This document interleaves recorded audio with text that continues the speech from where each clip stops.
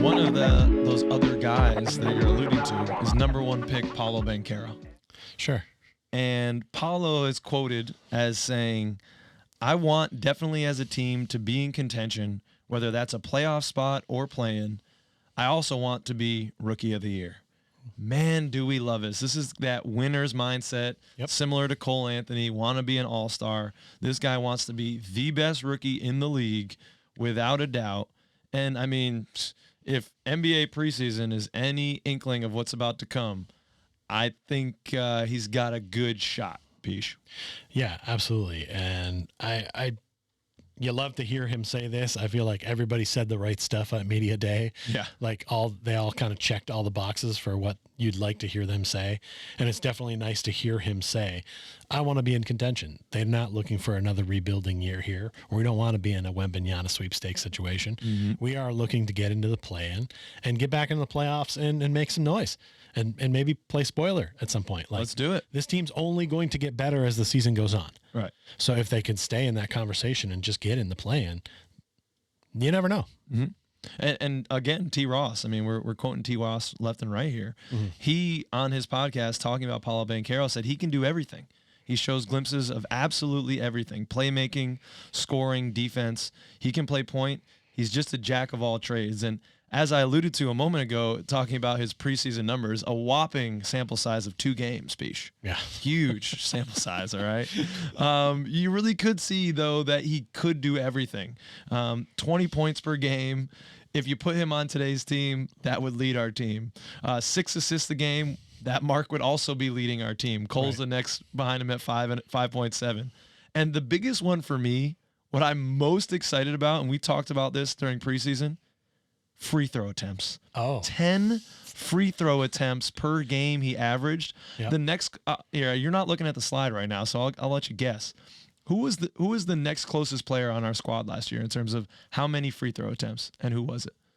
Free throw attempts? Well, it probably should have been Wendell, but he just doesn't get any calls. That's true. So I think it was probably Franz. No? 10 free throw attempts per game. Next closest is Cole Anthony at 3.9. Okay, yeah, I was thinking about Cole, but I didn't realize he ended up having that much scoring. Next closest is 6 behind him. I mean, Paolo Banchero has what superstars in the NBA have. It's that ability to get to the line, to get charity points. And we really haven't had a guy like that in... It's been a minute. Tracy McGrady? I can't really... I guess. Yeah. No one on the last iteration of our team had it. He was already getting star-level calls in the summer league. So I mean, love to see that. Dwight Howard got to the line a lot, but that man got hacked. Maybe a little Hito Turkoglu, but we really haven't seen this type of ability to get free buckets, and that's what I'm most excited about for Paolo Banchero. That will mean that he's going to have some usage. He's going to have the rock in his hands. There's something that doesn't show up on your stat sheet that I'm more excited about. And I thought that's where you're going before you mentioned the free throw thing. But is it his amazing frame that Doris Burke loves? Not about the frame. Okay. Although I do like it. I put a nice picture in there, and they did. They got that New Jersey. It's nice. Anyway, my thing is it's sort of the intangible of watching him lead. As a young guy with a lot of other young guys out there, he was leading that team. You could see him directing people, and you go there and do this. And I understand he's a rook, but he's going to have a lot more maturity than your average rookie. And this is a young team that does need a leader to emerge. And I already see it in there.